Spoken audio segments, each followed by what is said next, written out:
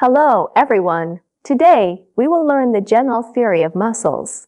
According to their different structures, muscles can be divided into smooth muscle, myocardium, and skeletal muscle. Smooth muscle is mainly distributed in the hollow visceral organs and blood vessel walls. It contracts slowly and persistently. Myocardium is the main component of the heart wall. Skeletal muscle is mainly found in the trunk and limbs. It contracts rapidly and smoothly, but it is prone to fatigue. Myocardium and smooth muscle are regulated by visceral nerves. They are not directly under the control of the will and belong to the involuntary muscles.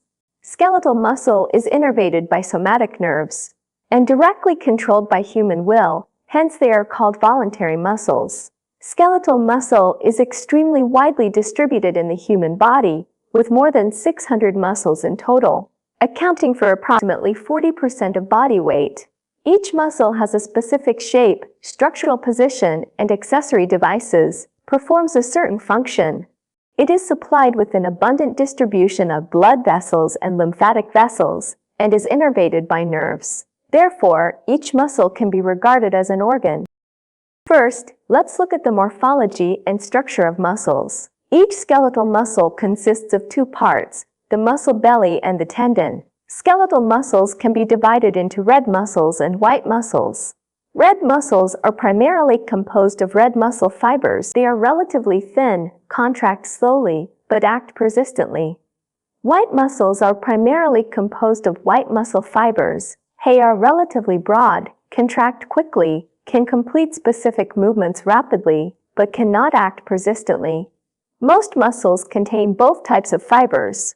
Generally speaking, muscles that maintain body posture contain more red muscle fibers, while muscles that complete movements quickly contain more white muscle fibers. Tendinous part is mainly composed of parallel and dense collagen fiber bundles. White in color, strong and tough, but without contractile function. It is located on both sides of the abdominal muscles, and its tensile strength is approximately 112 to 233 times that of muscle tissue. Tendons attach to bones. When a muscle is subjected to sudden violent force, the tendon usually does not break. Instead, the muscle belly may rupture, or the junction between the muscle belly and the tendon may be damaged, or the attachment site of the tendon may be pulled apart. The tendinous part of a flat muscle is in the form of a thin membrane, which is called the aponeurosis. Muscles exhibit a variety of shapes.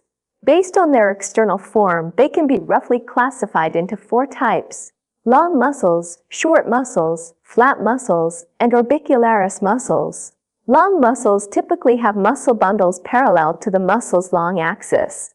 When contracted, these muscles shorten significantly, enabling large range movement. They are mostly found in the limbs. Some long muscles have more than two origins, which later converge into a single muscle belly. These are called biceps, triceps, or quadriceps. Flat muscles are broad, flat, and sheet-like. They are mainly located in the thoracic and abdominal walls. In addition to their motor function, they also play a role in protecting internal organs. Orbicularis muscles are primarily composed of circular muscle fibers and are situated around body orifices. When contracted, they can close the orifices they surround. According to the relationship between the direction of muscle bundles and the muscle's long axis, muscles can be further categorized as follows: spindle-shaped or rhomboidal muscles with bundles parallel to the muscle axis, such as sartorius, biceps brachii. Unipennate muscles, e.g., semimembranosus, extensor digitorum. Bipennate muscles, e.g., rectus femoris, flexor hallucis longus. Multipennate muscles, e.g., deltoid, subscapularis, and radial muscles, e.g., trapezius. Origin, insertion, distribution, and function of muscles. Muscles usually attach to the surfaces of two or more bones at both ends, spanning one or more joints in between.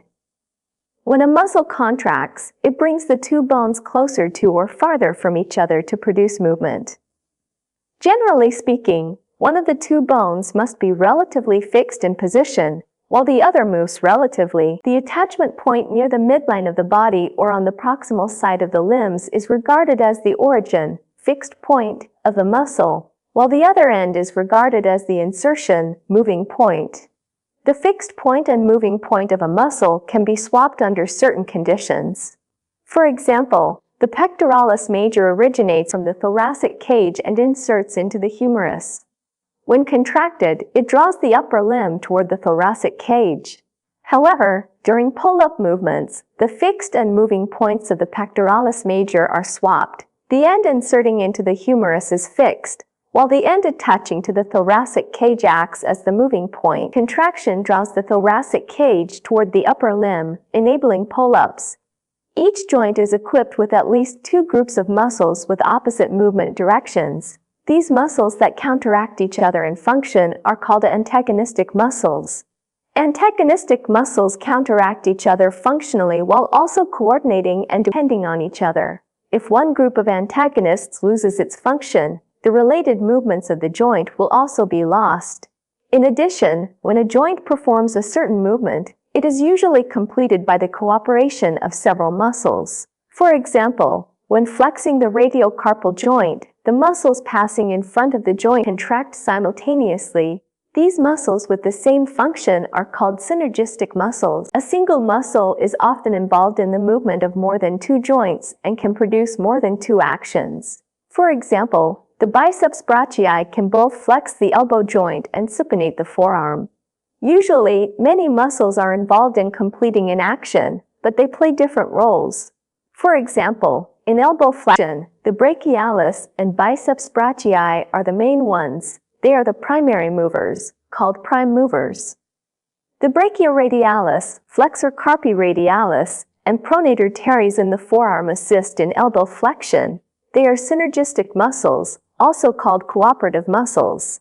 The triceps brachii is the antagonistic muscle.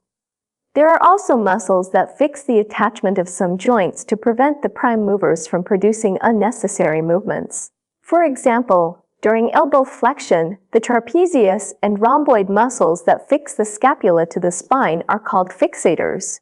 The same muscle can be a prime mover, synergist, antagonist, or fixator under different circumstances.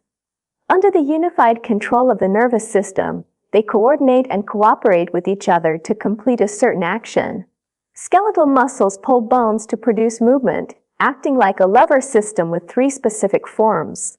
The first is equilibrium lever movement. The fulcrum is between the load point and the effort point.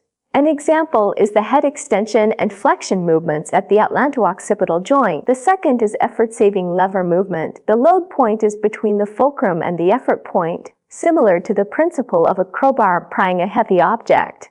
An example is the movement of the ankle joint when lifting the heel during the initial step. The third is speed lever movement. The effort point is between the load point and the fulcrum. An example is the movement of the elbow joint when lifting a heavy object. In the first type, equilibrium lever, if the effort arm is equal to the load arm, the effort is equal to the load. In the second type, effort-saving lever, the effort arm is longer than the load arm, so it saves effort but has a smaller range of movement. In the third type, speed lever, more effort is lost, but movement speed is gained. In the third type of lever, for muscles of the same size, if the insertion point is close to the joint, the moment is smaller, resulting in less movement force but a larger range of movement. If the insertion point is far from the joint, the moment is larger, resulting in greater movement force but a smaller range. Therefore, maximum force and maximum range of movement are contradictory. Nomenclature of muscles. Muscles are named based on their shape, size, location, origin, insertion, or function. For example, the trapezius and deltoid are named by shape.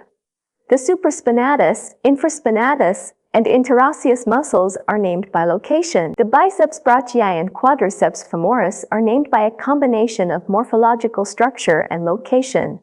The pectoralis major and psoas major are named by a combination of size and location. The sternocleidomastoid and sternohyoid are named by origin and insertion. The supinator and adductor magnus are named by function. The external oblique and transversus abdominis are named by position and fiber direction. Understanding the principles of muscle nomenclature is helpful for learning and memorization. Auxiliary devices of muscles. There are auxiliary devices around muscles to assist muscle activity, which function to maintain muscle position, reduce friction during movement, and provide protection. These include fascia, synovial bursae, tendon sheaths, and sesamoid bones. First, let's look at fascia. Fascia is distributed throughout the body and is divided into two types, superficial fascia and deep fascia.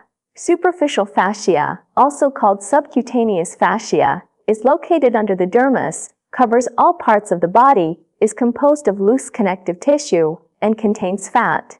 Deep fascia, also called inherent fascia, is composed of dense connective tissue, located deep to the superficial fascia, and encloses the body wall, limb muscles, blood vessels, and nerves. A synovial bursa is a closed connective tissue sac with a thin wall and synovial fluid inside. It is mostly located where tendons connect to bone surfaces to reduce friction between the two. Some synovial bursae are adjacent to joints and communicate with the joint cavity. Inflammation of the synovial bursa can affect the local motor function of the limb. A tendon sheath is a sheath surrounding the outside of a tendon, present in areas with high mobility such as the wrist, ankle, fingers, and toes.